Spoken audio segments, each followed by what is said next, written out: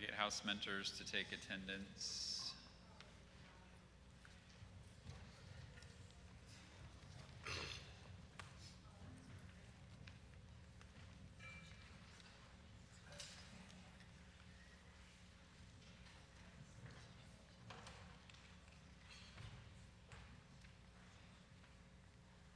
You'll be sitting in your house designated areas, not elsewhere.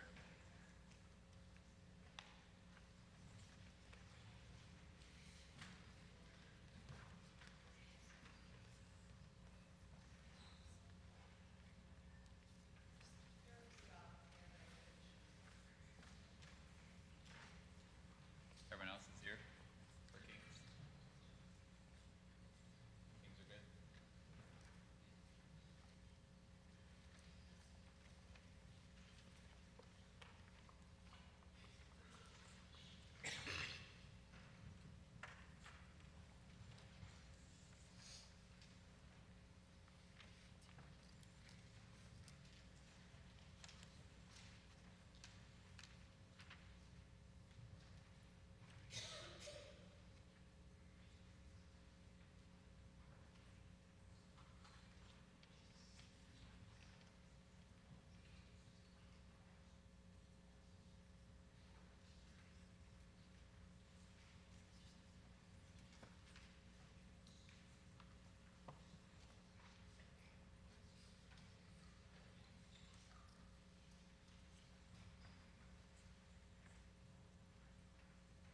Priests good, prophets, martyrs.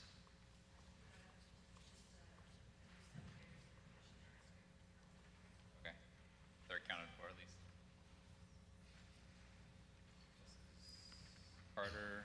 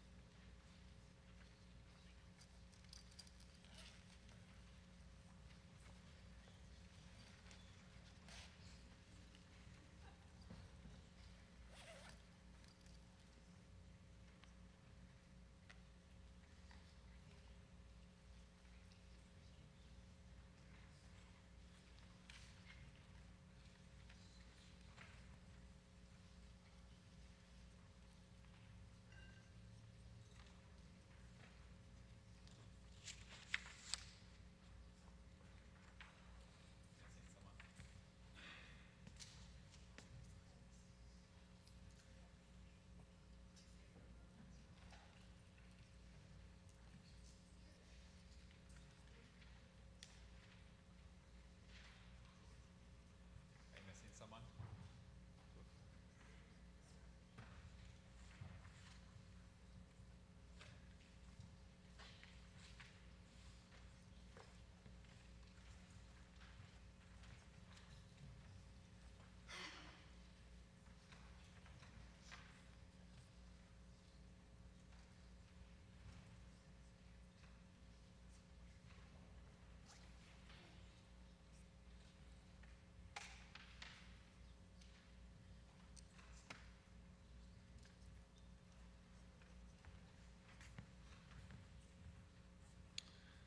All right, we will get started with session 2 of our senior thesis.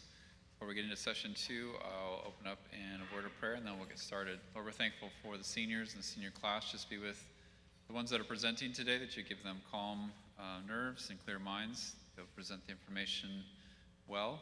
Thank you for their accomplishments throughout this year, and just pray for the finals week. Kids would just do well according to the work that the diligence that they put into it, and just bless this time that we have. Lord, we ask this in your name, amen. First up in our session 2 is Emily Martinez, who will be introduced by her brother Jack Martinez. So welcome, Jack.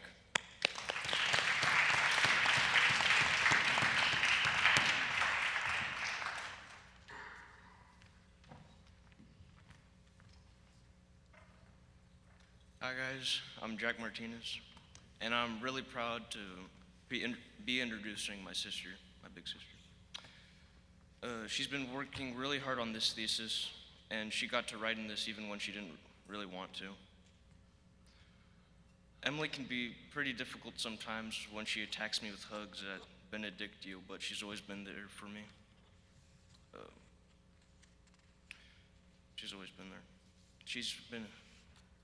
She helped me with homework, essays, just things in everyday life.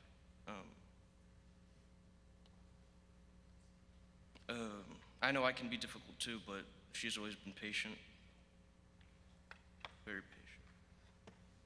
And that I'm just wanted to say thank you to her, because she's amazing. And I'm going to be really sad to see her leave. So can you please give me a round of applause to my loving and supportive sister, Emily Martinez.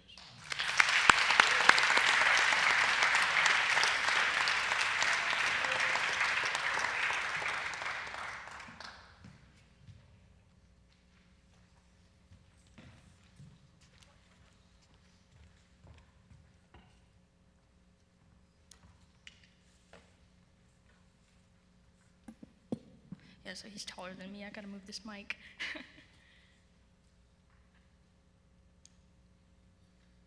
Hamlet was just a prince in Denmark, but his fate was sealed when his uncle killed his father and married his mother. Hamlet feigned madness in order to buy time to kill his uncle, and Ophelia, the love of his life, really went mad and drowned herself. Hamlet is one of the greatest tragedies ever written, in my opinion, and makes some of the best points about human nature. Hamlet speaks truths like, "Conscience doth make cowards of us all." But why is Hamlet important to my thesis? Yeah, I was actually wondering the same thing. I chose a pun as a title, and then I actually had to make it fit. But seriously, there's a quote that applies to our scrutiny today. One may smile and be a villain. At least I'm sure it may be so in Denmark. With more population to feed and less land available, there are many ways to produce beef, and how it's produced dictates how much we pay. 85% of the beef at your grocery store is from cattle finished on genetically modified grain in feedlots, and the chain of production is owned or overseen by the companies affectionately called the Big Four. This 85% is supposed to cost less to produce and be climate friendly and cheaply available. But these four companies are being investigated at the request of their producers for price fixing. Some of the hottest issues surrounding your choice are the Earth's climate, the Big Four, and the quality of their beef versus non-GMO or USDA organic beef. These are the facts that should inform your choice: health effects, climate effects, white-collar crime, and lack of transparency. But why question something we've always bought? Well, when you buy beef, you're not just paying small producers or big companies, you're eating that beef. Philippians 3:19 tells us that we should not indulge in bad things and should not let our God be our belly. We ought to love our neighbor as ourselves and spend our money with consideration, protecting both our principles and our bodies. One popular concern is global warming. Cattle produce methane, but all living beings produce methane as a byproduct of their natural processes. And methane is a prominent greenhouse gas. It's more potent than carbon dioxide, but it's shorter lived. World Resources Institute says global agriculture is the second largest emitter of greenhouse gases, not just beef production. From 1990 to 2019, agriculture has gone through a decline from 15 to 12% of global emissions. In the same time span, the largest emitter, energy, has increased from 71 to 75%. And the third largest emitter, industrial processes, doubled from 3 to 6%. In the US, energy has been the cause of 91 to 95% of emissions, while all agriculture has only accounted for 6 to 7% from 1990 to 2019. Beef cattle emissions in the US are less than 6%. According to Frank Mitloehner, a researcher at UC Davis, they contributed about 2% as of 2022. The complaint that cattle are contributing to global warming is true, but not nearly to the degree that you'd expect. Methane has a short-term effect, but CO2 is a problem long-term. Both effects are important, but it's also important to order priorities. When US energy and transportation emits so much long-lasting gas and US beef cattle produces less gas, we should remember not to isolate beef production as a problem, especially when the ecosystem, including us, needs cattle. If America stopped producing beef, would actually be enabling less sustainable beef production elsewhere. So we're all emitters anyways, but are we being efficient as we can, given this fact? This starts with getting the most out of a carcass as possible. One example of meat-saving processes is lean, finely textured beef, or pink slime. This is not what goes into your Big Mac. Real lean, finely textured beef, or LFTB for short, is made from beef from trimmings. When fat and connective tissue comes off of a carcass, so does lean beef, and in order to gather it, the trimmings go through a process. They're heated to 100 degrees Fahrenheit so the fat liquefies. Then the fat and lean are separated centrifugally. The lean meat is then exposed to one of two antimicrobial agents, citric acid or ammonium hydroxide. Ammonium hydroxide is the cheaper option. Neither are listed as ingredients in ground beef because they don't stay in the product for consumption, allegedly. However, when beef is treated with ammonium hydroxide, it kills whatever is growing and does leave a residue of 200 parts per million, or 40 milligrams in every 3.2 ounce patty. According to an article from 2012, LFTB saves 13 pounds of meat per carcass. If we didn't make LFTB, the meat would still be used. In an article from the Agriculture and Applied Economics Association, the authors say, this meat would not disappear, but is being incorporated into lower value products and thus reducing the overall value of cattle to producers. So LFTB is a smart way to save meat, but the problem clearly lies in its production. Scraps can end up used in less valuable ways, and LFTB turns a better profit. Since LFTB has residual ammonia, it should be clearly written on a label if it's safe.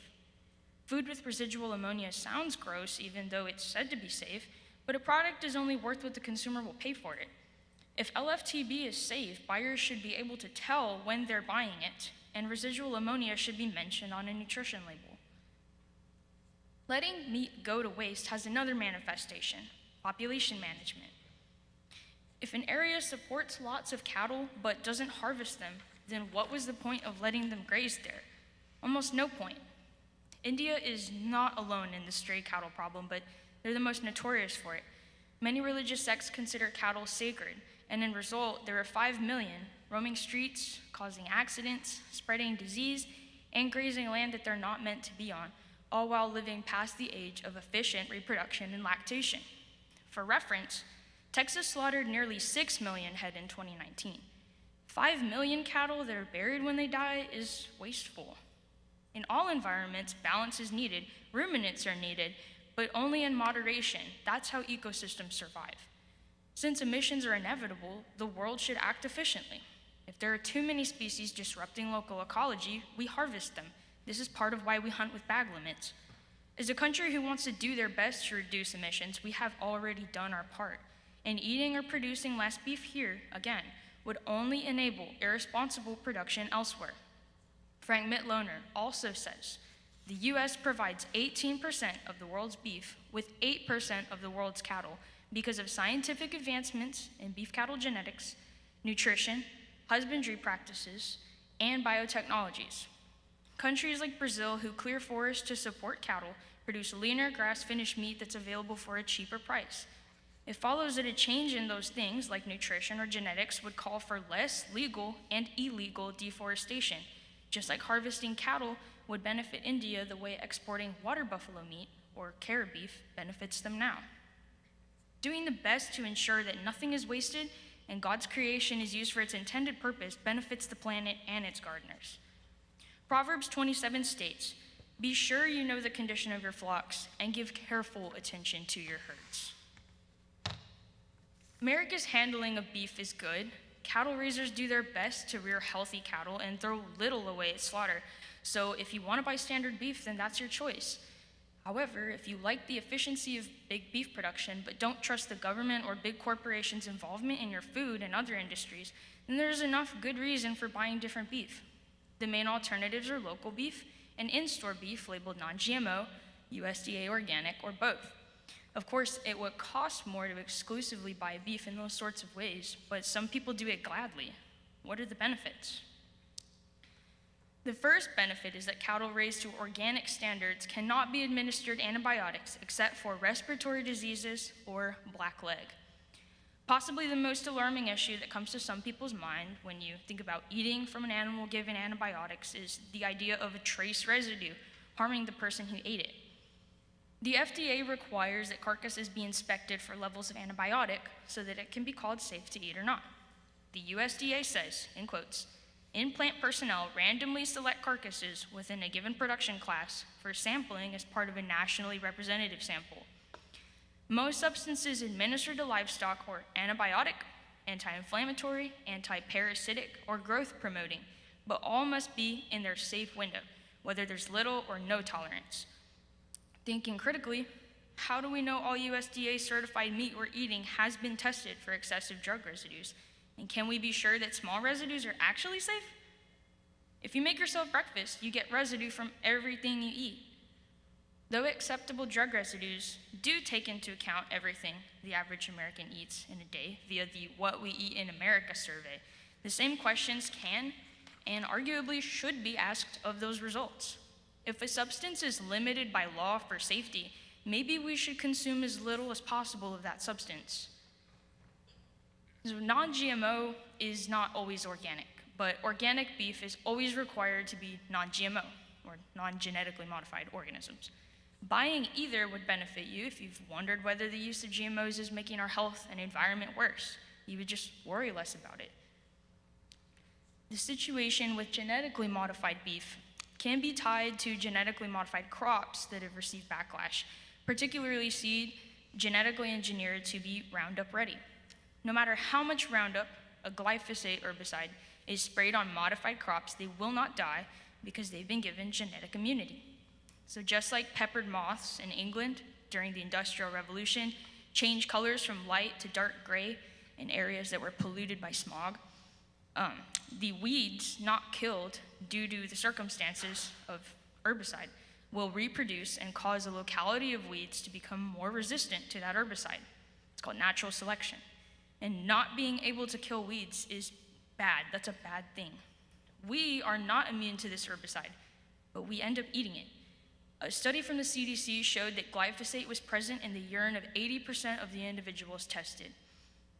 Glyphosate is probably the most used herbicide in world history, and it's been studied as a possible carcinogen. And when weeds become more resistant to it, more needs to be used. Commercial cattle and humans are both fed genetically modified corn, so wouldn't herbicide residue be found in livestock just like it's found in us? There are small accumulations of drugs in carcasses too, but they're in amounts deemed safe by the government. And this is a trend. The government sets the boundaries on what's a safe amount of herbicide or antibiotic residue to have in your food, and that amount is safe for everything you eat, on average.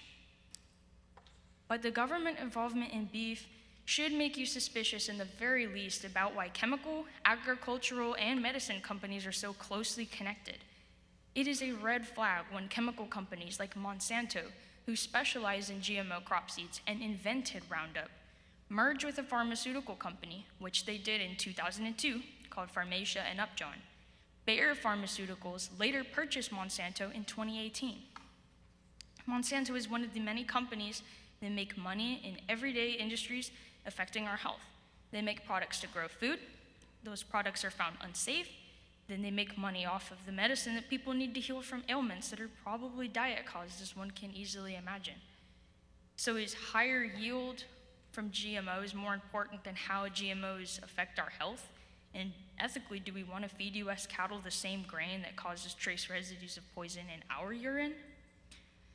Research viewing government sources like the FDA will tell you that GMOs are safe. Almost every answer you get is a green light, but cattle are affected by GMO grain just like we are. If we think critically, what does our logic tell us? If we can't trust LFTB or the FDA and USDA, two very unorganized administrations whose staff often get hired by companies they get products approved for, then why should we trust the same industry's word on the nutrition or safety of beef due to GMOs? The use of GMOs in cattle raising have had ethical benefits. A pro of Big 4 beef would be that it is usually a GMO product. Genetic modification through gene editing allows plants and animals to be molded, if you will. In the case of cattle, to have shorter hair, different coat colors, or no horns. And they've been genetically altered to grow larger and produce more yield. In New Zealand, dairy cattle embryos had genes that corresponded to black hair changed to gray, and calves dropped with real changes in color. And this lighter coat meant that those dairy cattle would absorb less heat and stay healthier. Even making genetically polled or hornless cattle deletes the need for commercial raisers to spend time and money and resources on dehorning, and livestock in a commercial setting need to be dehorned for the safety of handlers and other cattle. But keep in mind that the world produces enough food to feed everyone. We produce so much that worldwide, 1.3 billion tons were wasted, and that's an old statistic. Globally, we're projected to waste about 2.5 billion tons this year, and we're still worried about increasing yield. We have so much food that we don't even eat it all. One last pro of non-GMO or organic beef would be the understanding that producers need at least their share. When buying beef packed by the Big Four, companies Cargill, Tyson, JBS, and National Beef, a pro would be the price. The nation's cow herd is the smallest it's been for years, so paying less for beef is attractive. Usually, beef from the 4 biggest packing companies is the cheapest option, but prices are always subject to change due to drought, grain prices, wars like in Ukraine, who supplies a lot of grain, and supply and demand disruption like during COVID-19. That's common knowledge. It happens to everything. However, there have been investigations into alleged price fixing by the Big Four since 2015. JBS has already once pled guilty to price fixing chicken and now are involved in another accusation, this time from McDonald's, who has brought this accusation forward on behalf of, in quotes, proposed class action cases filed by cattle ranchers and beef customers against large packing companies. As of May 1st, the charges have been dropped against Cargill alone, but even they have paid settlements for price fixing before. All of these companies have paid similar settlements. Again, you'd expect meat used through products like pink slime to be another pro, but when they leave trace residue in the process, what does it mean to customer transparency if companies aren't required to say when a package of beef contains lean, finely textured beef, thus residual chemicals? Basically, if you think you can trust the FDA and USDA, institutions with problems at the approval level, the approval of the safety of products that we consume, due to their revolving door of employment, then you can trust the Big Four at that point. They're edging on monopoly of the US beef market. They come to court again and again, and still, American producers have to fight them. I'm not saying that the Big Four want to pay a couple million in court. I'm just saying that as multi-billion-dollar companies, they can easily pay it and keep doing what they're doing. And they obviously see that as an easier decision than being subject to the law of the land. Non-GMO products aren't always USDA organic. Organic products don't allow antibiotic, hormone, or steroid use, while non-GMO products do. But by definition, products sold under non-GMO verified or USDA organic labels are both held to a higher standard than normal USDA beef. For example, beef considered non-GMO must be harvested from cattle fed a non-GMO diet from birth. And there are legal penalties as if you'd violated a withdrawal time. That's the required lapse of time between treatment with medicine and the slaughter of an animal. So in conclusion, buying food labeled USDA, organic, or non-GMO is an expensive but generally more conscious alternative to standard USDA certified beef. The pros in favor of this sort of purchase are the higher standard, the knowledge and transparency, and no current price fixing allegations that harms producers and consumers. We're worried about emissions from beef cattle. That's not as big a problem as it seems. We should be worried about product transparency. We're worried about producing enough food. That's also not a problem. In fact, GMOs and pesticides are wreaking havoc, and we have too much food. Lastly, we're worried about affordable products. That's important, but the prices are under criminal investigation. The buyers should consider their role in the chain of production. As consumers, looking for the best deal is all we think about sometimes, but big companies source cheap beef from countries where beef is one of their biggest exports. Many of the Big Four source beef from South American countries like Brazil, where protected land is illegally deforested to raise more cattle. These are the facts that should inform your choice. Health effects, climate effects, white-collar crime, a lack of transparency, kind of shameful. Producers dedicate their time to making quality products only to have them sold in these ways and represented in these ways. Plato says, "For the extreme of injustice is to seem to be just when one is not." Cheap beef seems pretty just, but when it comes at the cost of possibly your family's health or less producer profit, it doesn't seem very worth it at all. So will conscience make cowards of us? And like Hamlet, will we wait to take action when we sense something off? Or will we make the decisions that we see fit for our families? I hope I've given you something to chew on.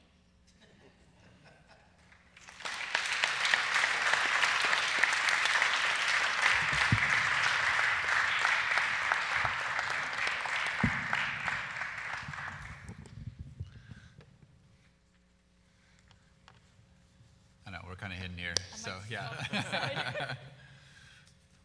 Well done, Emily. Again, just want to introduce our judges. Travis Locker, head of school. We have John Riley, a successful businessman with two of his daughters here, and Katie Barger with a law background and also has her children here as well, or school-age children here as well. So well done. So my first question has to do with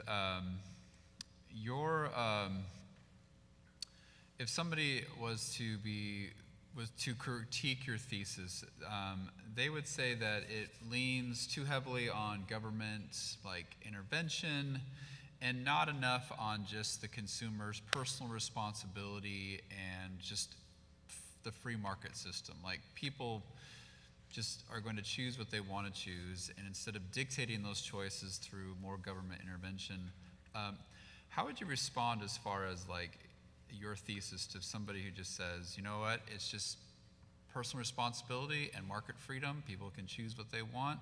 Consumers will choose with their dollars. Why do we need to worry about more intervention, more regulation, more of the government intervention? Well, I guess what I mean is that at this point, government intervention is kind of something that maybe we can't trust so much. I mean, when we have the FDA and USDA approving products for us, but they're approving them and then going to work for the company that they approve for, maybe that's not something that you can trust as much as you would like to. So with your money and with the freedom of choice that you have at the store, you can just choose to buy something else, and you don't have to rely on somebody making the right choice for you. You can, I guess, in this thesis, I just want to tell people to go out and learn about what you're buying. That's what's really important. Know what you're buying and know what you're paying for yourself and for the people around you. Thank you. The second question comes from C.S. Lewis wrote a book called That Hideous Strength. And in there, he paints a story of an institution that tries really hard to manipulate nature, and then eventually nature revolts on this institution. Do you see gene editing of beef being more in line of this manipulation of nature, or is it more in line with Genesis 1 and 2, where it's a dominion mandate, where we are to go and we have, through God's revelation and both special and natural revelation, just improving on the things that he's given us? So would you see the cattle industry and the gene editing and all of the use of the additional things they do to make the beef bigger, stronger, faster? Is that more of an abolition of or manipulation of man and an abolition of man kind of thing, or more of a dominion mandate of somebody improving on culture? Well, I think it depends on what's happening. You know, the example that I brought up about New Zealand, where the color of an animal's coat is changing so that they can be healthier, I would see that as a benefit because they're healthier, right? Dairy cattle, if they're in the heat, they carry dairy in their bodies, they carry milk, so it may really harm them, long-term, short-term, if they're not healthy. In the case, you probably see in the chicken industry, where animals are modified to where they grow so big that they're unhealthy and in pain and cannot walk, I would say that we have to use our judgment. Are we doing something that's going to benefit the animal, or are we doing something that only benefits us? We're supposed to take care of the animals.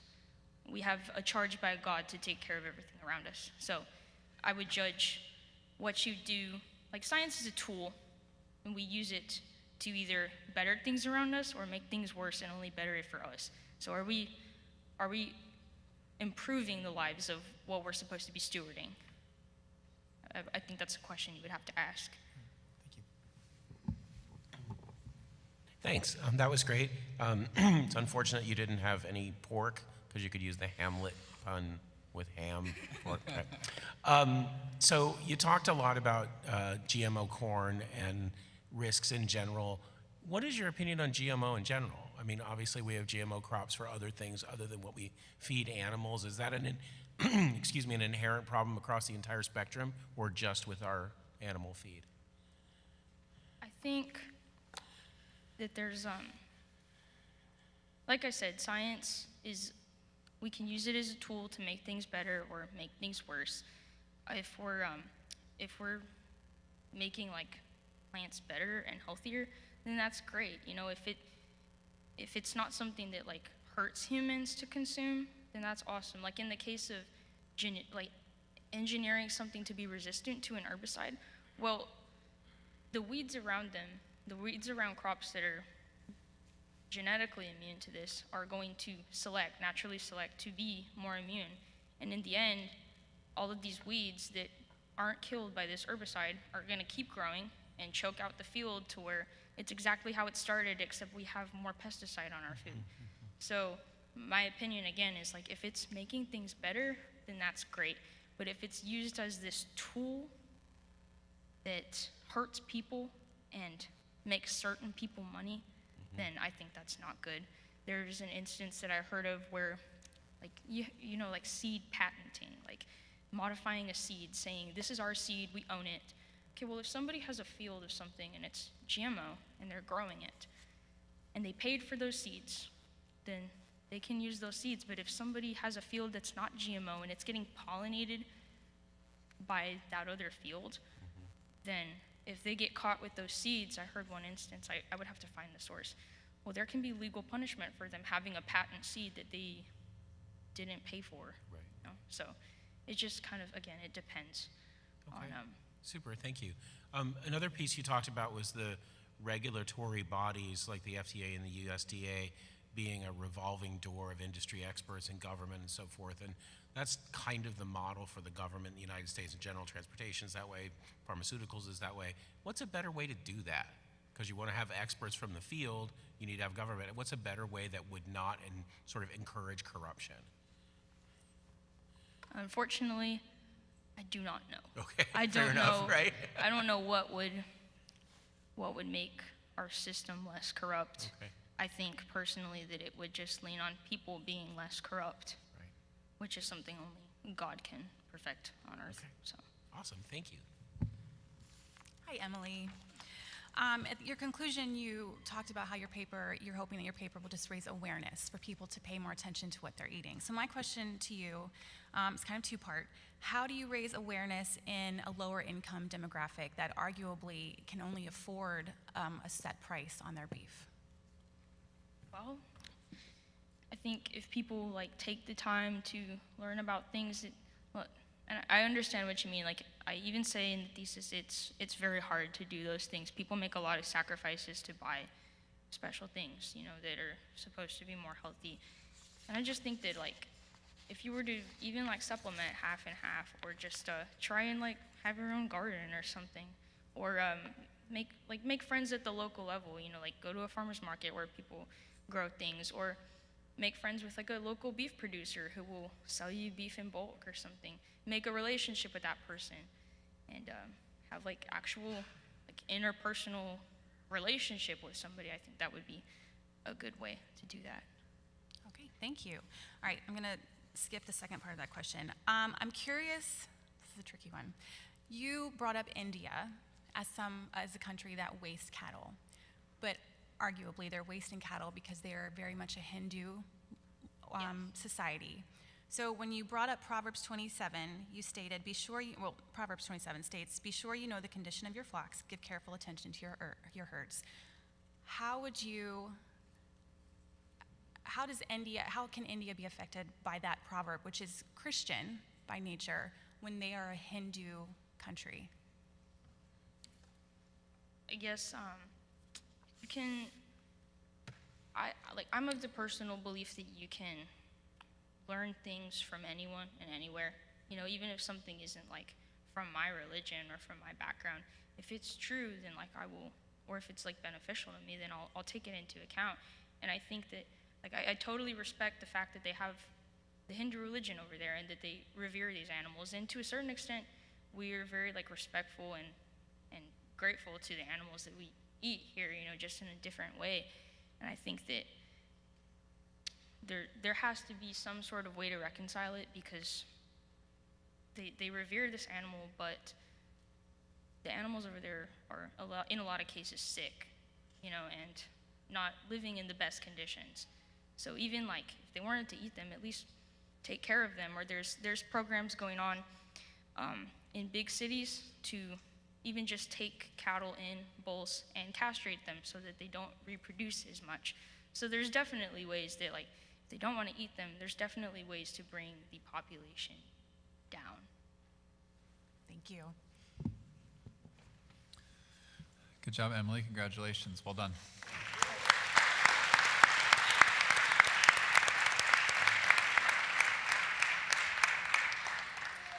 So we will take a couple-minute break and then go into our second speaker.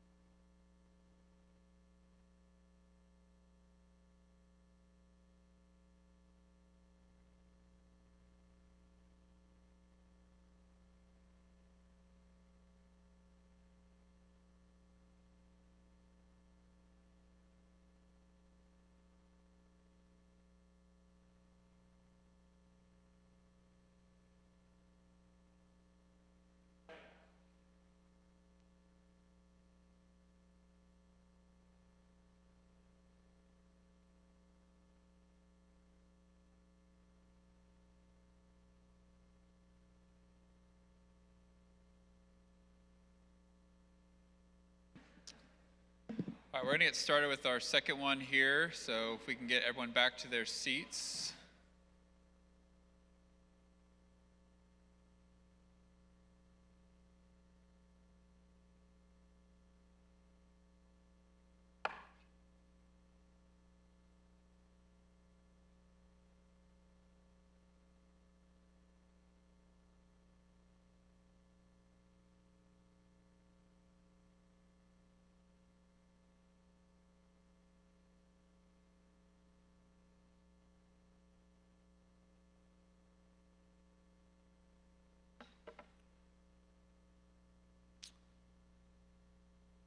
All right, introducing our second speaker of our second session is Ocean. Welcome him up.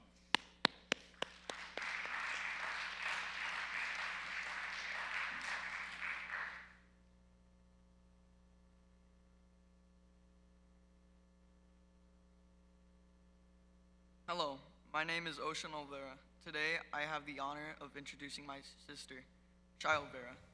Shai is my favorite sibling, but don't tell my other siblings. She is very helpful, loving, and a strong person who I look up to. Shai plans on going to Del Mar in the fall to pursue her her career in physical therapy. Today, she will be presenting her thesis on the topic of enlightenment and its effects on Christianity in modern-day America. Please help me in welcoming Shai to the stage.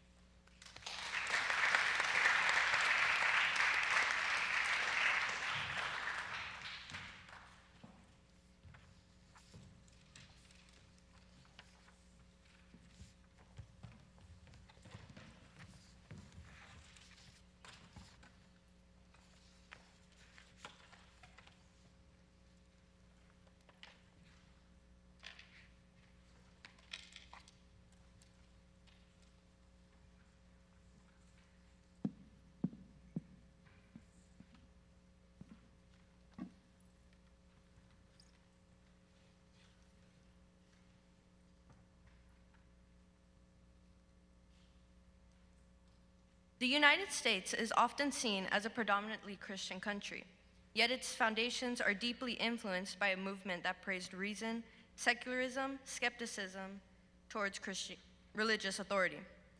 While phrases like "in God we trust" are embedded into American culture, the figures that laid these principles weren't devout religious figures. Instead, they were enlightened thinkers who sought to get away from religious authority. When America was founded over 200 years ago, it was built on a foundation of reason, progress, and separation of church and state. But how can the modern American say that our country has a rich Christian heritage? So I ask you this, is America really all that Christian? The Enlightenment was a Western intellectual movement that occurred in the 17th and 18th century. This movement blended ideas of God, reason, nature, and humanity into a worldview that gained popularity in the Western world. It also put into motion the revolutionary developments in art, politics, and philosophy. People praised the use of reason, which was the power by which humans understand the universe and improve their own conditions. The goals of rational humanity were considered to be knowledge, freedom, and happiness. Sound familiar? This thesis will prove how Enlightenment ideals caused modern America's skepticism towards Christianity. The first thing we need to talk about is why not the Renaissance? Many people might believe that the Renaissance was the event in history that caused the rise of skepticism towards Christianity in our modern world. But I'm here to tell you why it's not.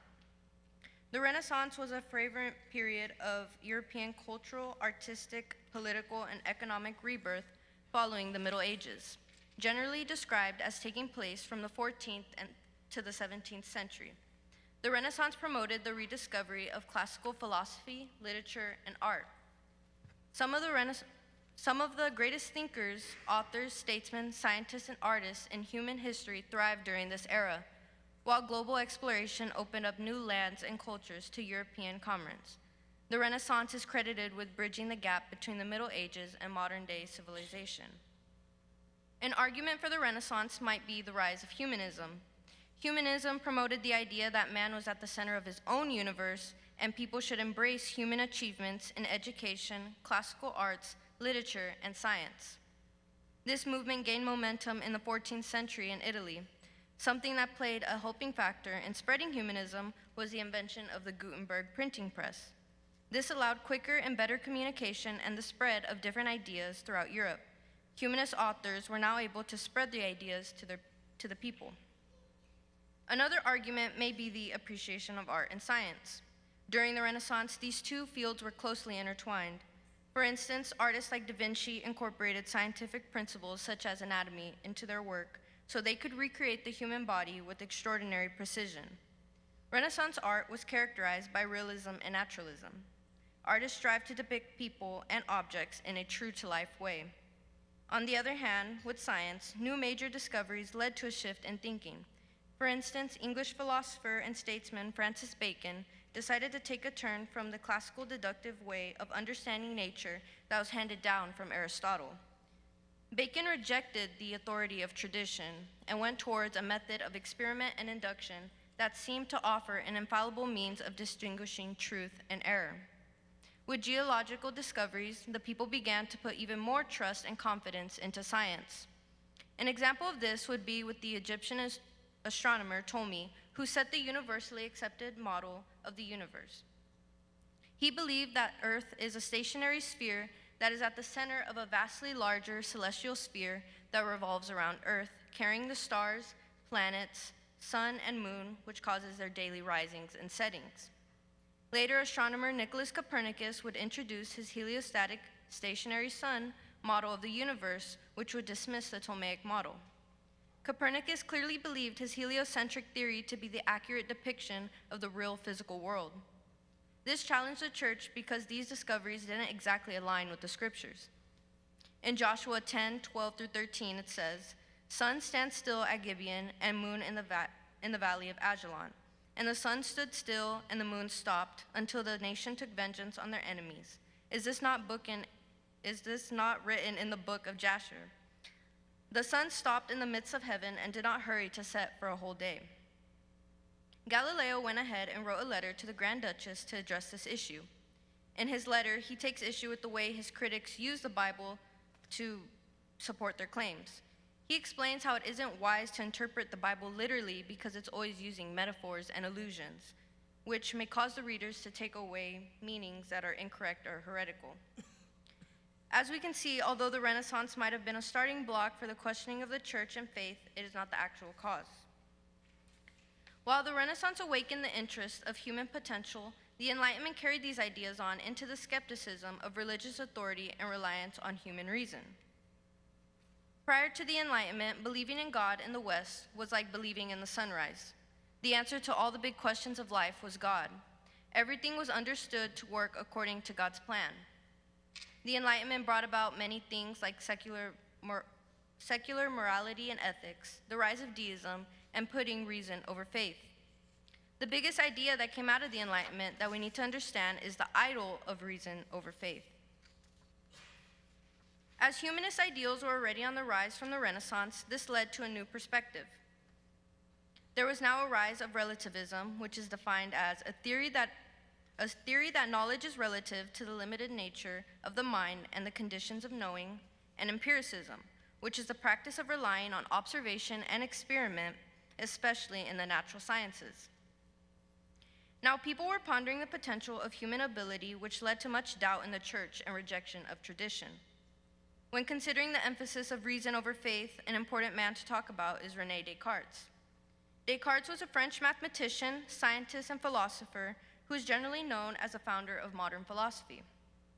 He created a system of doubt where he dismissed apparent knowledge derived from authority and the senses. He expresses that if he is thinking, then he exists, best known in the Latin form cogito ergo sum, meaning I think, therefore I am.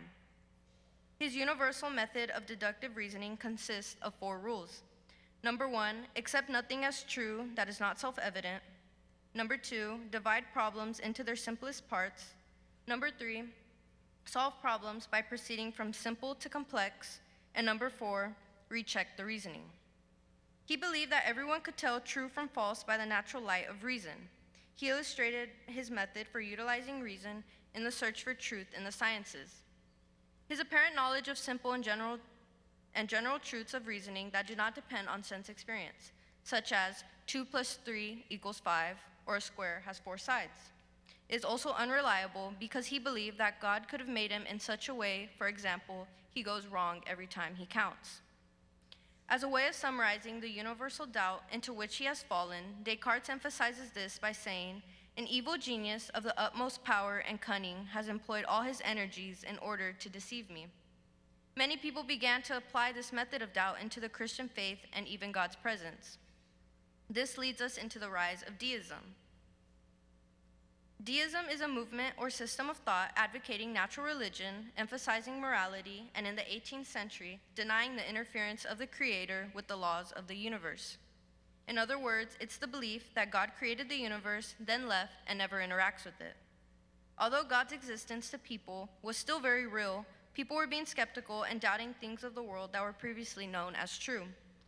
Natural religion, which is religion validated on the basis of human reason and experience apart from miraculous or supernatural revelation, was being made popular. Deists insisted that religious truths should be subject to the authority of human reason rather than divine revelation. People of natural religion rejected all the supernatural elements to Christianity, such as miracles, prophecies, and divine portents. As for the geological discoveries that were made during the scientific revolution, these discoveries made sense for people to take on a deistic view. The universe was now able to be understood in terms of the laws of nature. Did God just set the world in place like a clock? To these people, yes. The Bible wasn't considered religious doctrine, but was merely human text. People believed that its doctrines needed to be judged by reason since it consisted of miracles and prophecies which violated the laws of nature. The deist God was distant and wound up his clock and let it run, unlike the God of the Scriptures. Hebrews 1:3 says, "The Son is the radiance of God's glory and the exact representation of his being, sustaining all things by his powerful word. After he had provided purification for sins, he sat down at the right hand of the Majesty in heaven." This verse tells us that God, in fact, is in full control and has all power of the universe. We see that although deism never rejected the existence of a God, it does take a shift from traditional Christian belief that the God of the universe is active and present. It leads to a more rational understanding of the world, which even led to a questioning of human morality and ethics. The main Enlightenment philosopher that embodied this idea I want to talk about is John Locke. Locke played a crucial role in secular morality and ethics during the Enlightenment. John Locke was an English philosopher whose work was the foundation of modern philosophical empiricism and even political liberalism. His political thought was grounded in the notion of a social contract between citizens and in the importance of toleration, especially in the matters of religion. An important work of Locke is his essay concerning human understanding. Although Locke believed in God, he believed that we are all God's servants and are to live a life according to his law in order to inherit eternal salvation. A dominant theme in the essay is the question of, what is the capacity of the human mind for understanding and knowledge? Locke explains that the essay is not offered as a contribution to knowledge itself, but as a means of clearing away some of the intellectual rubbish that stands in the way of knowledge. Locke begins the essay by repudiating the view that certain kinds of knowledge of the existence of God, of certain moral truths, or of the laws of logic or mathematics are innate, imprinted on the human mind at its creation. He believes that an idea cannot be in the mind until the person is conscious of it. In the second book, he begins by claiming the source of all knowledge are sense experience, such as the taste of salt, and reflection, such as one being happy or sad. He believes ideas are objects before the mind, not in the sense that they are physical objects, but in the sense that they represent physical objects to consciousness. In summary, Locke believes that our knowledge comes from our own reason and experience and not divine revelation. Once again, we see the reliance of human reason over divine revelation. As we can see, the Enlightenment brought about many ideas, such as an emphasis of using human reason from Descartes, deistic views, and secular ethics from Locke. Humans now had the confidence and motivation of human reason in order to control and understand our world and improve their condition. But how do we see this in modern America today? The early foundation of America, which we still have today, was built around enlightened ideals. The founding fathers, particularly Thomas Jefferson, drew heavily on Locke's concepts when crafting the Declaration of Independence, embedding the principles that government derives its authority from the consent of the governed and exists primarily to safeguard the natural rights of its citizens. At the center of Locke's philosophy was the belief that certain moral truths and principles are universal and can be revealed through reason. According to Locke, natural law applied to anyone capable of rational thought, regardless of their cultural or geographical background. The rights of life, liberty, and property emerged directly from natural law. Locke argued that individuals inherently possess these rights, and they are not granted by any government or authority. This principle is profoundly influential in shaping the ideas of the American founders. The idea that rights are inherent became America's cornerstone in political thought, which we can see in documents like the Declaration of Independence and the Constitution. A political philosopher from the Enlightenment that I have not mentioned is Baron de Montesquieu. He argued that power shouldn't be held by just one person, but a balanced separation of powers. Another enlightened philosopher not mentioned is Jean-Jacques Rousseau. Like Locke, he argued that all men were created equal. Now we can see it all coming together. Natural rights, separation of powers, and equality. Many of the world's strongest democracies, for example, actively support liberty, equality, and individual rights through their laws and norms. Now you might be wondering, how do these building blocks of America and the use of reason relate to its modern skepticism of Christianity? As America continued and continues to grow, we see enlightened ideals take over.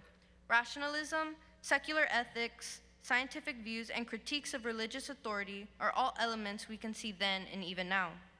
Morality now can be seen as grounded in our natural rights and reason rather than through religious belief and the divine. Rationalism, empiricism, and scientific advancements that enlightened philosophers encourage can be seen over time as more and more people continue to move away from religion, question Christianity, and make their own versions of the truth. Some ways we can see this manifested into our society is through the secularization of schools and education. In the past, public schools were not considered anti-Christian or unchristian because they used the Bible by common consent. It all changed when the Supreme Court banned the Bible from public schools in 1963. Initially, oversight of the public schools was left to the states, and many of these schools still prayed and used the Bible. But the federal government got its hands in education in the 20th century. This began with major Supreme Court decisions that prohibited any sort of religion in the schools. By banishing religion, the court effectually declared America's state religion to be atheism instead of the prior agnosticism, and sealed the secularization process begun years before.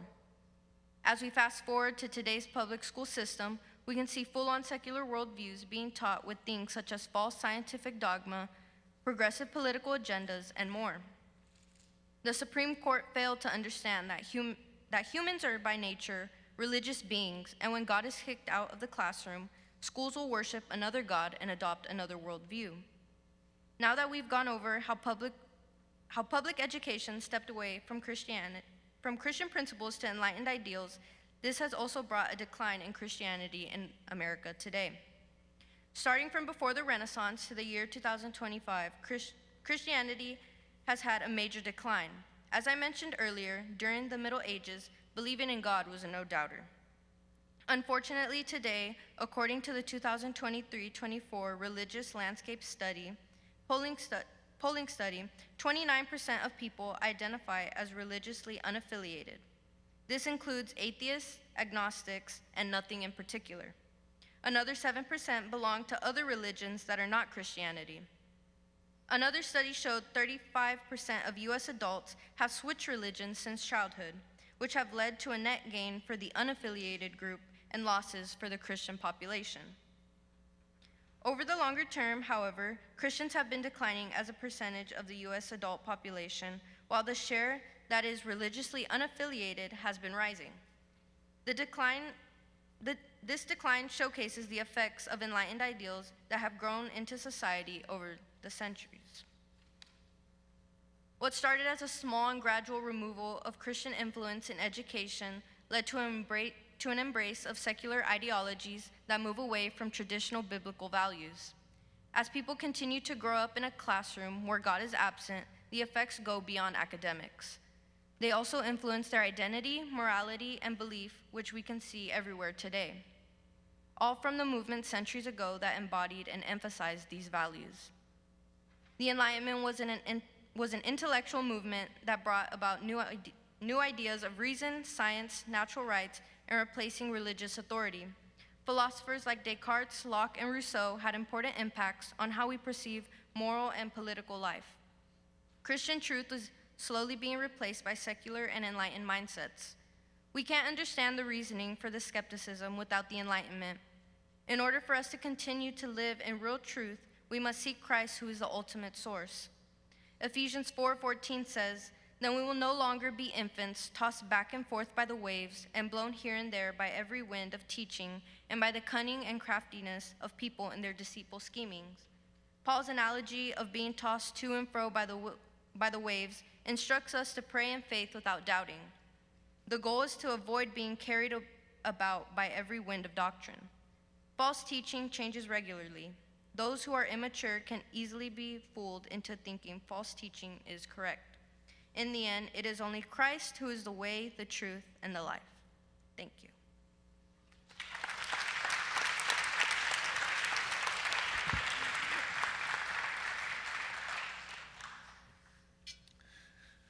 Good job, Shai.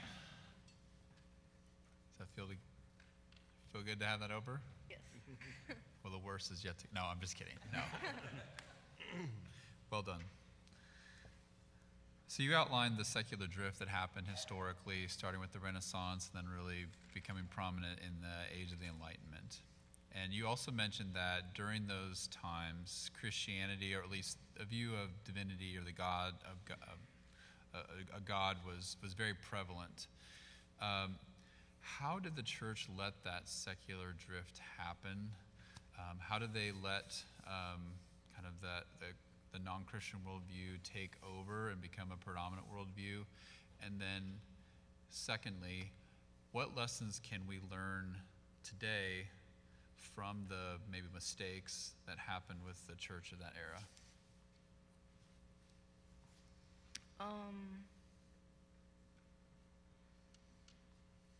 I feel like all these philosophers had like very big influences during the times, and a lot of people, like with the use of like reason, and I would say a lot from like the scientific revolution, how people were able to really understand the world for themselves and not really rely on the church. Like,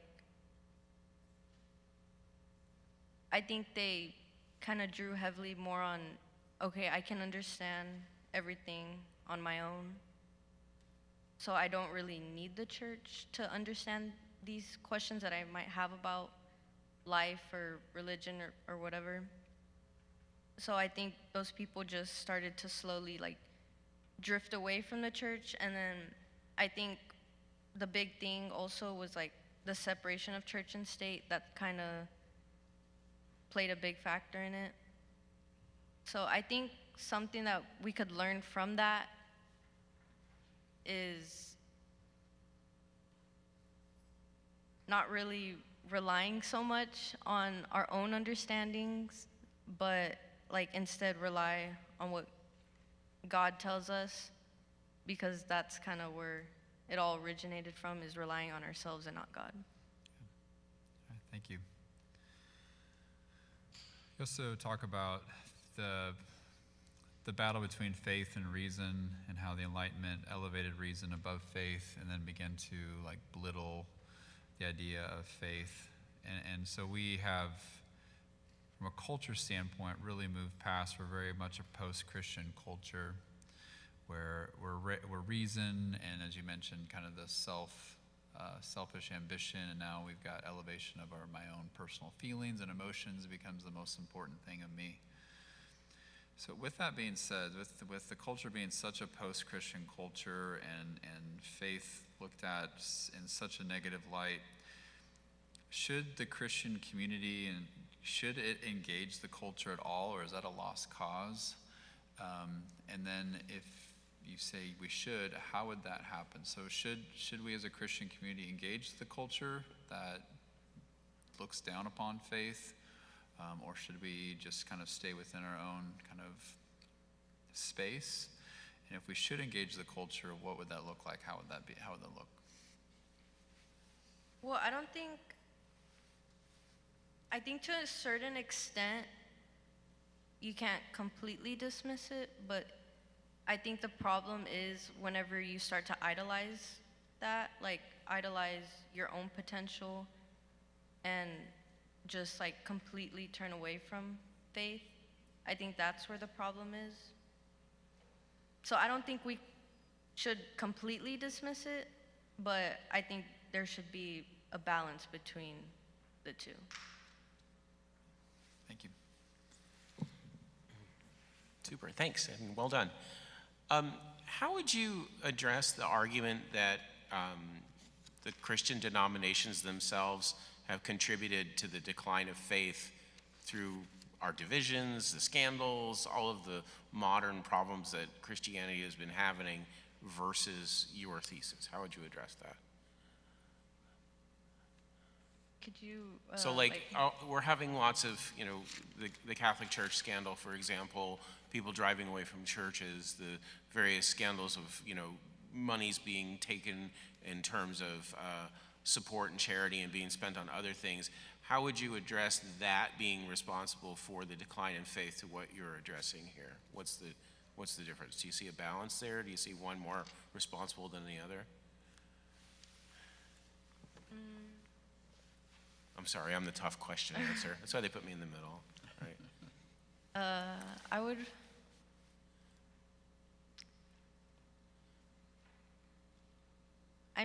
I feel that compared, now that you say, with the, money and, being spent on, other things, that is something that has played a very big factor in the decline today.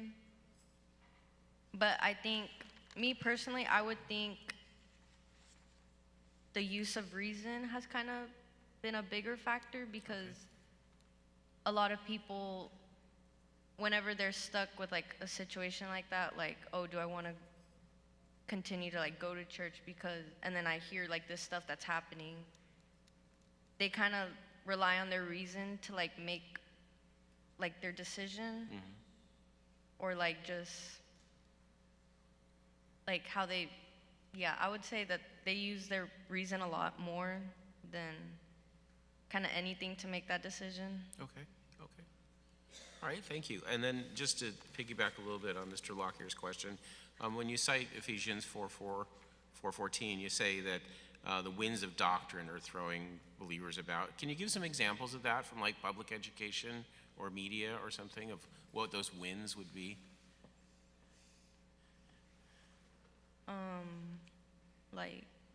You mean? What are some of the factors that are pulling people away from, to Mr. Lockyer's point of, he used the example of, we're in a me culture, it's how I feel, my personal truth. What are some examples in your research that you uncovered in public schools that are different than Christian schools, or in the media that we see that is inconsistent with a Christian ideology? I think from what I can remember from my research, one of the things that played a factor were how there's so many different denominations. So people in those different denominations kind of have their own versions of the truth. So with that, people ask themselves oh, well, how do I know which one to follow? Yeah. So then sometimes they'll just come to the conclusion that they're just not going to follow anything at all. Very correct. We had one of the ones yesterday was the comment that there's no single source of truth for the Bible, and which one do you pay attention to? So that's spot on. Thank you. I would love a little bit more expansion on your discussion about Locke. And so my question to you is, how does a more rational understanding of the world lead to a questioning of human morality?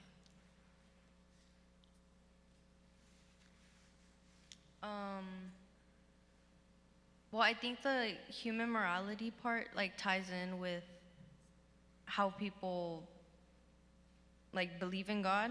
So I guess with a more rational understanding of the world, you don't really find a need to rely on God, since you have that knowledge already of how things work, why they work, and there's not that mystery that you need to rely on God to answer your questions. So I think that's how it would tie in together. Well done. All right. My second question, it's a double advocate's question. So the 1963 Supreme Court case that prohibited Bibles in public schools, why do you believe that keeping the Bible in schools was so important? Because I feel with school, that's your foundational time period, where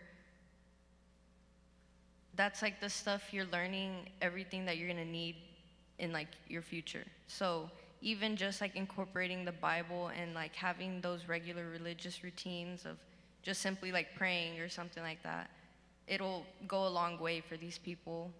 So with it being removed, I stated somewhere in that paragraph that like as people grew up, they changed religions, so then that led to a gain in the unaffiliated people. So I think that's why it's important that they would have kept the Bible in the schools instead of just completely removing it and taking it out. Thank you. Good job. Way to go.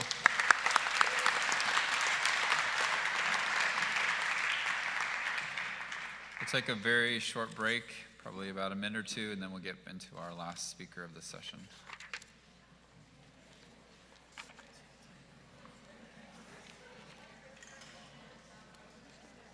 Yes.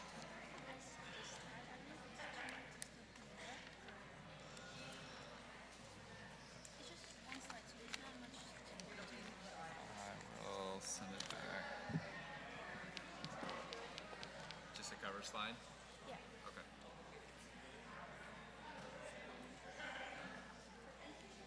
Is your sister introducing you? Okay.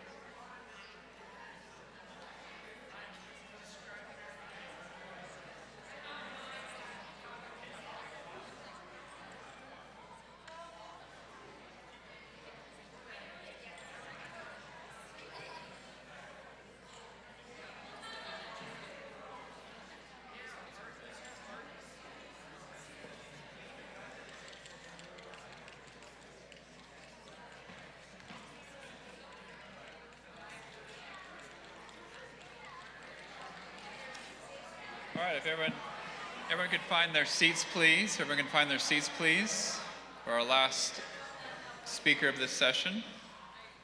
Thank you for being a great audience. I think Sabrina this time wants questions from the audience. No, just kidding. Yeah. So our last speaker of our second session will be introduced by her sister, Kayla. So welcome up, Kayla.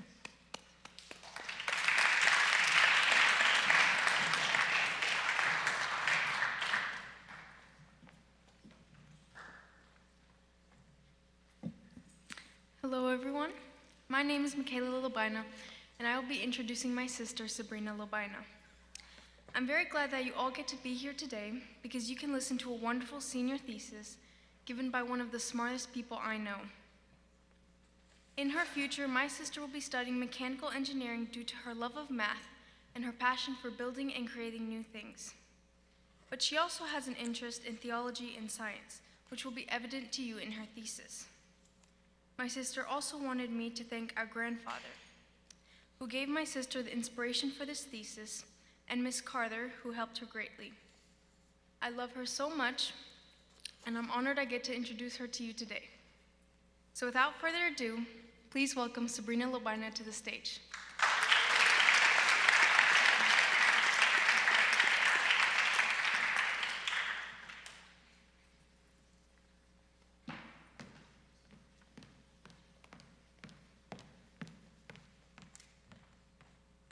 Hello, everyone.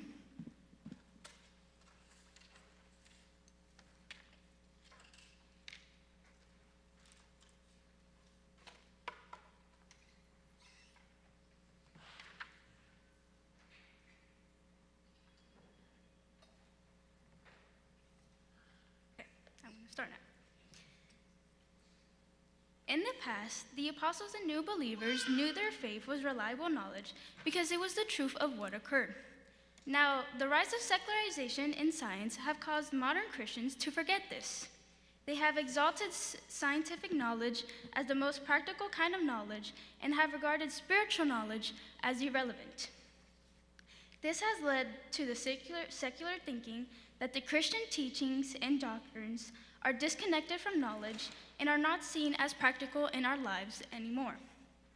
We must remember that faith is spiritual knowledge and that it is valid knowledge upon which we base our beliefs for practical living. Historically, the Apostles' Creed, the same one we recite every Wednesday morning for chapel, has been considered one of the best expressions summarizing the Christian faith. It began as a simple confession of faith during baptism around the 2nd century and was simplified so that the creed could easily express the core Christian beliefs of the faith for the many who were illiterate. It is now used in many churches as a public confession and guide of our faith that is used to teach the Christian doctrine and to distinguish between true and false teachings. The Creed is an important summary statement of New Testament teachings that is rooted in history and provable to an extent that is sufficient for faith. Some confess the Apostles' Creed with genuine belief, while others hold it more loosely as merely a summary of the facts of Christianity, having no real impact on practical living. But in today's time, a few questions arise about the Apostles' Creed and what it expresses. Can we know that the statements it makes are true and real? Does it matter if we believe them or not? Is mere belief in them sufficient for a life of genuine faith? Many people fail to know the answers to these questions and fail to understand the importance of the Creed and of all Christian doctrine. They think that the most they need to do is believe, and only a kind of belief such that is a heroic act on their part that warrants God's favor towards them, a works mentality. But the knowledge that the Apostles' Creed and other central teachings of the Christian tradition give is of a very practical nature, although of a different source than scientific knowledge. The Apostles' Creed is important to know because it is rooted in historical events that support the believability of the rest of Christian doctrine. However, there seems to be a social agreement in the U.S. that allows intellectual people to say that it is not important to know whether the teachings of Christianity are true or not. They will say that the teachings of Christianity are similar to all other religious teachings, reasoning that the teachings of religion ought not to be reliable subjects of knowledge because they are not subject to test that way, like scientific knowledge is.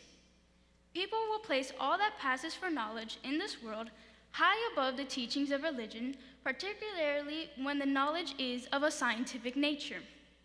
These religious teachings are then diminished by them to practical irrelevance for either understanding the meaning of life or as a way of living life.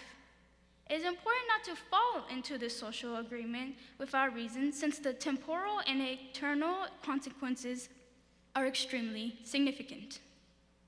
One clear reason for the huge inconsistency between what Christians profess and how they behave is their absence of knowledge about the central truths of Christianity. Therefore, it is essential, especially in today's age of science, to remember that the ancient Christian faith, which is grounded upon the scriptures, is spiritual knowledge, and that this is a valid source of practical knowledge.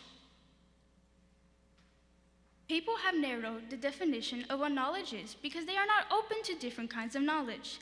They have excluded spiritual knowledge because it involves submission to a superior intelligent being, to Christ. Spiritual knowledge is knowledge of God's will revealed to us by the Holy Spirit and is rooted in scriptures. This knowledge is intended to help us bring our feelings and will into alignment with God's will and create order in our lives. Faith is a posture of trust towards God that leads to action because it is based upon this knowledge. It is an essential part of a Christian's life to understand what faith is and how it is linked to spiritual knowledge. Christians everywhere must understand what constitutes knowledge and what does not if they are to consider their faith as valid and reliable spiritual knowledge. Dallas Willard was an American philosopher who taught and wrote about theology, specifically focusing on Christian spiritual formation. Willard gives us a working idea of what knowledge is by how we deal with it in life. He says, we have knowledge of something when we are representing it, thinking about it, speaking of it, treating it as it actually is on an appropriate basis of thought and experience.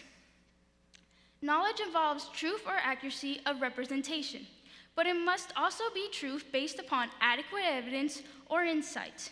The necessary evidence or insight comes in various ways, depending on the nature of the subject matter, but it must be there.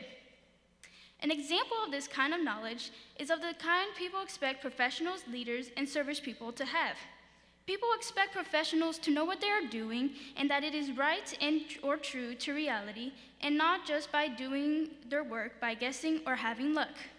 People might from time to time agree to a little bit of luck of guessing from a car mechanic, but particularly less from a surgeon or public leader.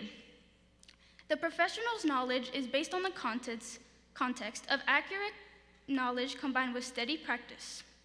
Businesses and practices must not count on their guesses nor use it as their primary method of work. People expect that knowledge is rooted in truth so that it is reliable and practical. The general beliefs we hold fall under a different category of knowledge. People obtain their beliefs from multiple sources, but particularly from those around them. Fear, love, hatred, and other emotions can produce beliefs. Furthermore, people can and do believe in false things. This is because, by definition, belief is not required to have a connection with truth, a rational method, or evidence based on Dallas Willard's working idea of belief in its nature. He says, in its basic nature, belief is a matter of tendencies to act. It has a certain feeling tone to it in some cases, but to believe something involves readiness to act in appropriate circumstances as if what is believed is so. Thus, truth involves the will in the way knowledge does not. He has an excellent example to further explain what he means. He says, if I believe I am low on gas, I will have my eye out for a gas station and be ready to turn in and fill up if things seem right. On the other hand, if I believe I have plenty of fuel, my thoughts, feelings, tendencies, and behaviors will be characteristically different. But of course, I could be wrong either way and still believe. My fuel gauge may have gone crazy, or my friend who loaned me the car may have misinformed me about the need for fuel. Similarly, if I really do believe in God, I will tend to act as if He exists. If I believe that the Bible and the church are unique sources of reliable information about life and well-being, I will tend to honor them and give them careful attention, making them a part of my life. If I believe they are not, I will avoid them or even attack them. It is important to be able to distinguish belief from knowledge, as it is one of the most crucial things in Christianity. Belief translates to action, but must be based on correct and true knowledge. Even earnest Christians are sometimes confused when facing a dilemma about knowledge versus religious belief and practice. This is a socially imposed dilemma, since today in modern life and thought, it is suggested that Christians hold their central beliefs as something that is not knowledge that is based on truth. Their beliefs are categorized by others as a product of emotion, sincere opinion, blind commitment, or social traditions. This confusion simply cannot be overcome by gaining feelings or manipulating emotions, by practice, miraculous inputs of divine inspiration, or by trying harder to believe and think as people expect they should, if separated from the source of true knowledge, the Scriptures. These things have a place, but they are in no way effective to deal with the problems that arise from belief without knowledge or belief in resistance to knowledge. Belief cannot genuinely govern life and action without a proper relationship with knowledge, along with its truth and supporting evidence. So then people will wonder about the possibility of the importance or value of knowing the central beliefs of Christianity. Does the Christian faith automatically introduce an intellectual decline among the faithful? Throughout the last 2 centuries, people have deeply misunderstood and denigrated the relationship between knowledge and religion.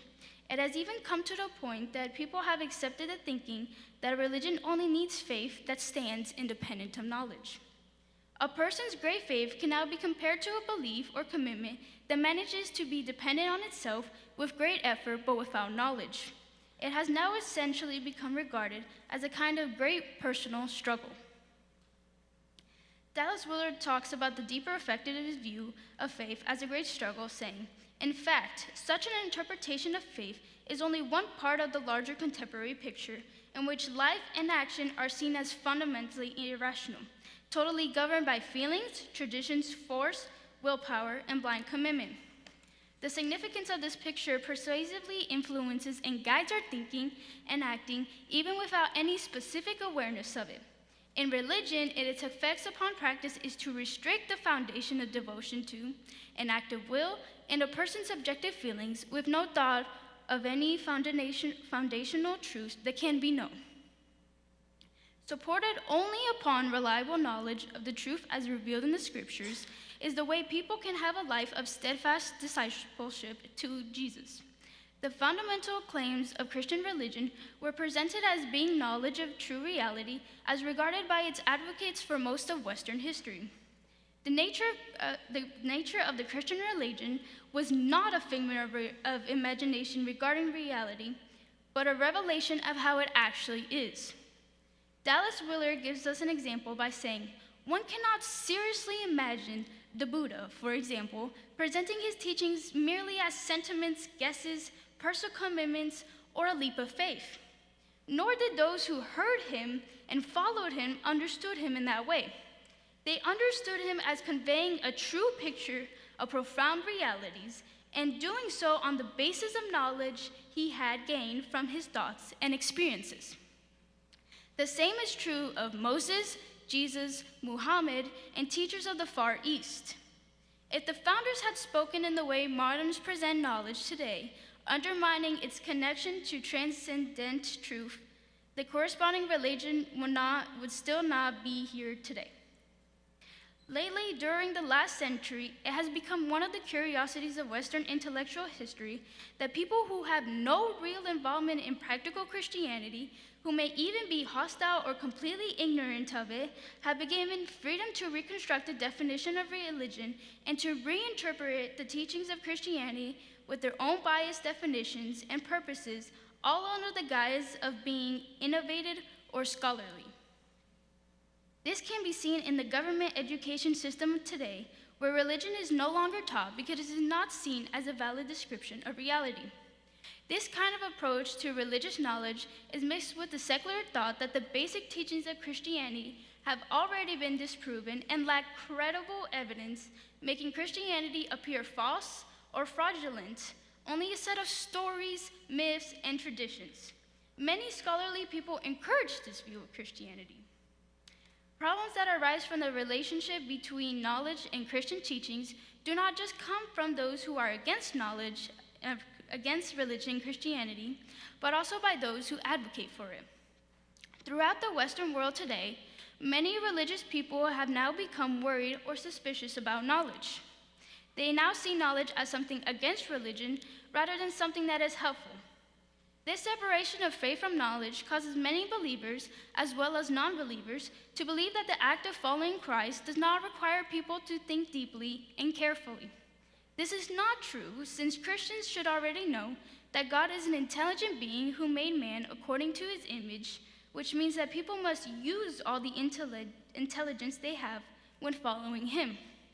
This is shown in the Bible when Jesus describes the greatest commandment as, "Love the Lord your God with all your heart, with all your soul, and with all your mind." This is the first and greatest commandment. The Lord expects our mind to be fully engaged in following him, not checked at the door when we become Christians. Dallas Willard describes it nicely by saying, "One reason why it needs no special education to be a Christian is that Christianity is an education itself." Many people today believe that Christianity and science cannot coexist due to the fact that the knowledge we gain by the practice of science and our reason is thought to be superior, while the same cannot be said of Christianity. They believe that science can explain everything that happens in the physical world, and by definition, it can. John Lennox, a Cambridge mathematician, philosopher of science, and Christian apologist, states that the definition of science, originally understood as giving a rational account of something, has changed over time to mean scientism, where the natural sciences are the only way to truth. John Lennox believes that the attempts to disprove rational belief in God should not exist if people were to see science in the correct way. He states that this idea that there is a conflict between science and God cannot be true. Why? Because if you go to the very top of science, at Nobel Prize level, there are scientists on both sides. Let's take physics. Take Higgs, who won the Nobel Prize for the Higgs boson, a brilliant physicist and an atheist. But William Phillips, a low-temperature physicist who won the same prize, he's a Christian. The conflict ultimately is not between God and science, but between the two worldviews of theism and atheism. It can be clearly shown that there is an intimate connection between Christian monotheism and the rise of science that is more or less accepted by historians and philosophers in science. During the 16th and 17th centuries, people associated with the rise of modern science were believers in God like Galileo, Kepler, and Newton, and so on. C.S. Lewis describes in Mere Christianity this connection by saying, "Men became scientific because they expected law in nature, and they expected law in nature because they believed in a lawgiver." The belief in God of these scientists do not hinder them, but was actually the engine that drove their explorations. Many people believe that there is a conflict between religion and science because influential people like Stephen Hawking insist that people should choose between God or science, along with Richard Dawkins, who suggested that the biblical and scientific explanations of origins are mutually exclusive. But he is setting up an either or fallacy, leaving no room for alternative understandings. Lennox talks about an example explaining this in his book, Can Science Explain Everything? Think of boiling water. Why is it boiling? Well, because heat is being conducted through the base of the kettle and agitating the molecules of the water, and the water is boiling. That's a scientific explanation. But there's another kind of explanation that is that the water is boiling because I like a cup of tea. Now, anybody, even children I find, can see that both of these explanations are valid, that they don't conflict and that they don't compete, but they're complementary and indeed they're both necessary. If you correlate the boiling water example with the origins discussion, it's a huge mistake to continue thinking that a natural explanation and a spiritual explanation contradict each other. God also does not contradict nor compete with science as an explanation for the features of the universe. There is both a scientific explanation and an agent explanation that do not contradict. It is important to understand that there can be different kinds of explanations to one thing. But since scientism is the dominant attitude, it will say that science is the only way to truth. Science cannot be the only way to truth because this statement is logically self-contradictory, because it appeals to the field of philosophy to make its claim, not science, therefore invalidating itself. If it were true, then there would be no need for all other fields of intellectual disciplines such as art, music, theology, literature, and much more. Nobel Prize winner Sir Peter Medawar, a British zoologist, best described the limit of natural science by saying, "It is clear by its inability to answer childlike elementary questions having to do with first and last things. Questions such as, how did everything begin? What are we all here for? And what is the point of living?" He furthermore says that there is indeed a limit upon science, which is made very likely by the existence of questions that science cannot answer, and that no conceivable advance of science would empower it to answer.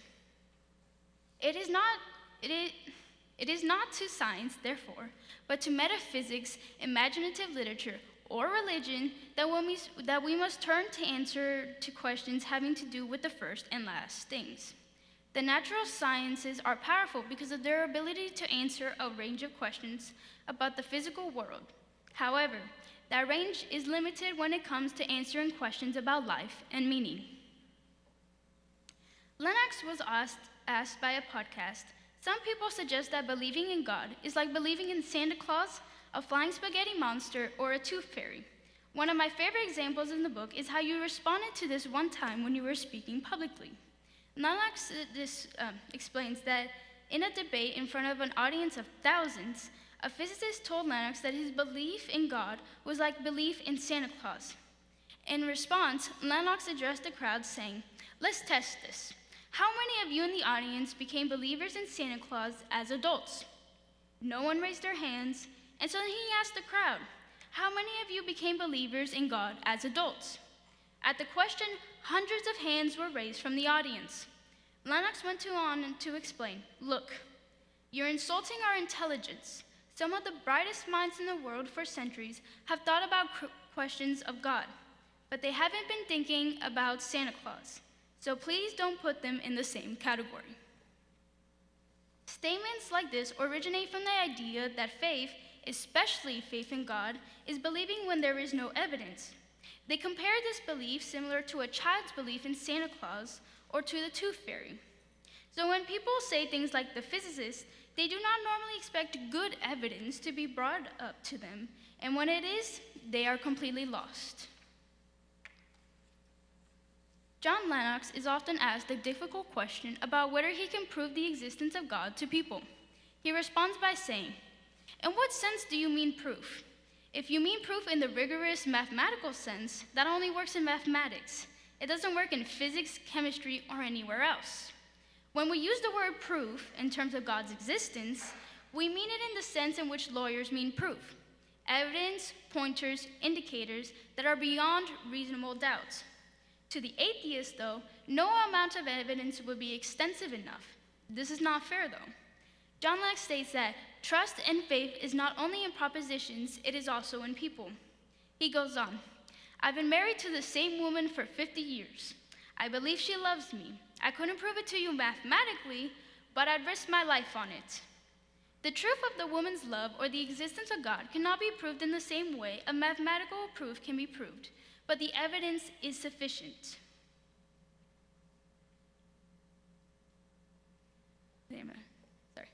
Why do I believe my wife loves me? Because I believe there is strong evidence for it. All of us are familiar with evidence-based faith. You're crazy if you believe things without evidence or trust people without evidence. When it comes to my Christian faith, I adopt exactly the same criteria. Why do I believe it? Because I believe there is powerful evidence. John Lennox is then asked a question about if the Bible has anything to do with evidence-based faith. He says that if you want to know what a person believes, then it would be reasonable to listen to what they say. He then encourages Christians that if they want to know what faith in Jesus should be based on, then they should examine the Bible in order to discover the answer. Defining faith on the basis of evidence is the purpose of the Gospel of John. Lennox continues his argument by citing John 20:31, which states, "These things are written that you may believe that Jesus is the Messiah, the Son of God, and that believing you may have life in his name." John Lennox explains that John wrote and collected all that he did so that he can form the basis of belief by it being the evidence needed for it. Lennox continues, "When Christianity was launched upon the world, it was launched by people from a very unexpected background who started to say that they had evidence of meeting Jesus Christ risen from the dead." Lennox concludes, "My Christian faith is based on evidence, and my scientific faith is equally based on evidence. Both are rational disciplines." In conclusion, we must remember, especially in today's age of science, that a valid source of practical knowledge is spiritual knowledge, which is the ancient Christian faith grounded upon scriptures. It is essential for all Christians to have their faith built upon a strong foundation. In Luke 6:47 through 49, Jesus says, "As for everyone who comes to me and hears my words and puts them into practice, I will show you what they are like." He then explains that they are like a man whose house withstood a flood because it was well built on a strong foundation. However, if we do not put his words in practice, they will be like a man who built his house without a foundation, which collapsed after a storm. Our faith cannot be built on weak foundations like scientific knowledge, nor on experiences, because then, when our faith is put to the test, it will collapse. Instead, our faith needs to have a foundation upon the scriptures, which is spiritual knowledge, and only then will we align our feelings and will to God's will and live life in a way that pleases him. Thank you.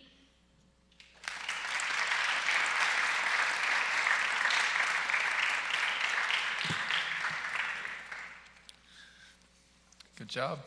Thank you. First question has to do with, you mentioned the passage in Matthew 22 about loving God with all your mind. So how should Christians engage with science, a field that you said is atheistic and throws out any real view of faith or belief as not being a credible source? So how should Christians engage with science with all their mind?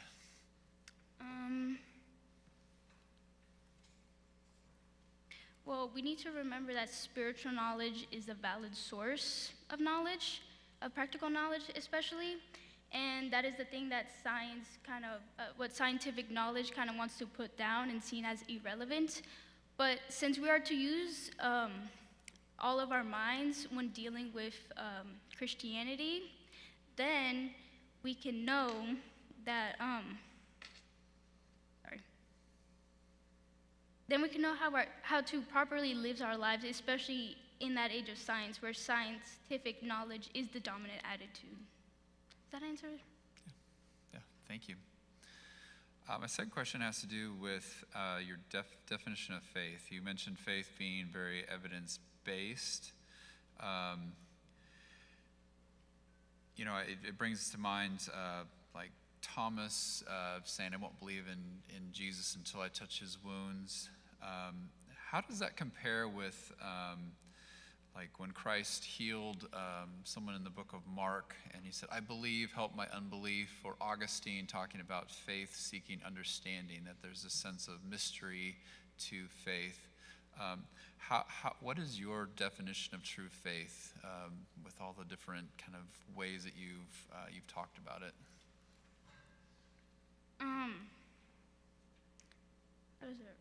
So our faith needs to be evidence-based, right? So at first, when you have faith, you want to seek an understanding about Christianity and everything. And so we look to spiritual knowledge to build our strong foundation in that. Right? Yeah. Okay, thank you. Thanks, that was great. Thank you. And you took my question again, Mr. Walker, no problem. Don't look at your own paper. So you talk about evidence-based faith, and so how do you square the fact that if Christianity is rational and knowledge-based, how do we explain people who are sincere atheists, who are also knowledge-based in their own way, but are ignoring a large swath of that knowledge? Yes, there are sincere and intelligent atheists, and even if they do hear the knowledge of Christianity and everything, it is mainly a matter of will if they believe it or not. And that is not up to us to decide, that is to God to change their hearts. Okay, super, thank you.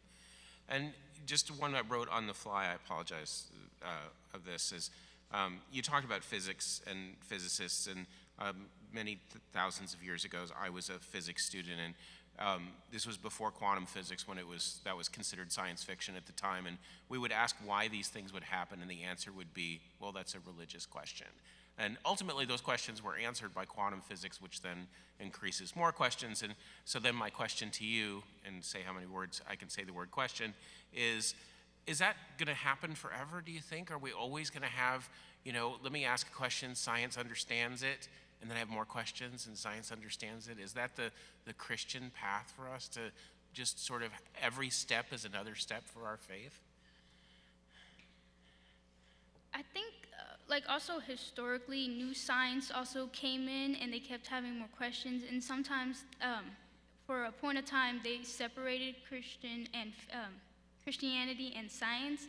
But I think that as long as there's more questions and more questions, we as Christians still need to know that even if this is a new perspective of the world and how it was made, or however, it still relates to God and everything. Okay. That the spiritual knowledge and the scientific knowledge, they combine, and it doesn't contradict no matter what new thing may pop up or anything. Okay, super, thank you. That was awesome. Hi, Sabrina. Hi. My questions are going to be on the fly, too. So something struck me as you were doing your speech about the liberal arts, art, literature, philosophy. What are the spiritual consequences of doing away with those and becoming a purely scientific society?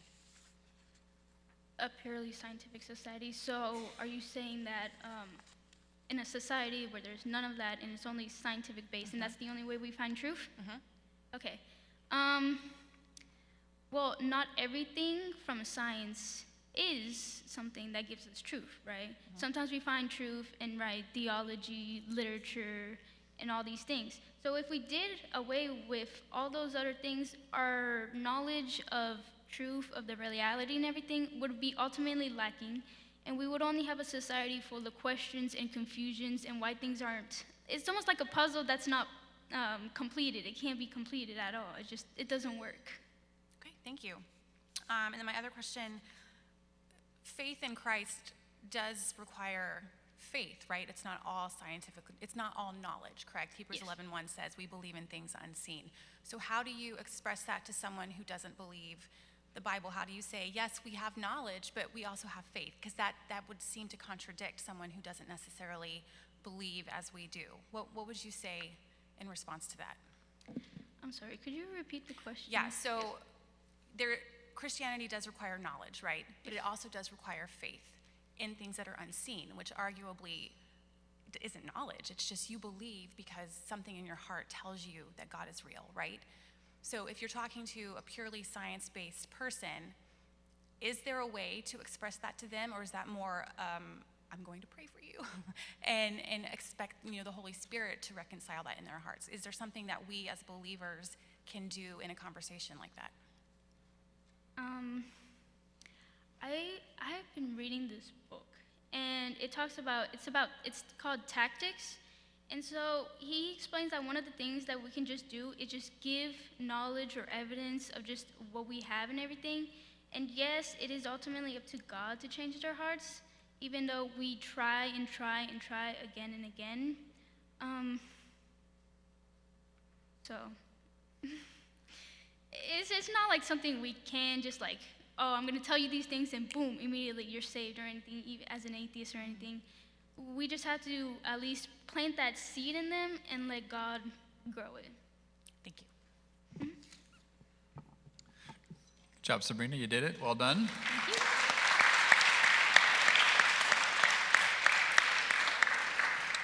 This concludes our second session. Our third session will start at 4 o'clock, and audience, you are dismissed.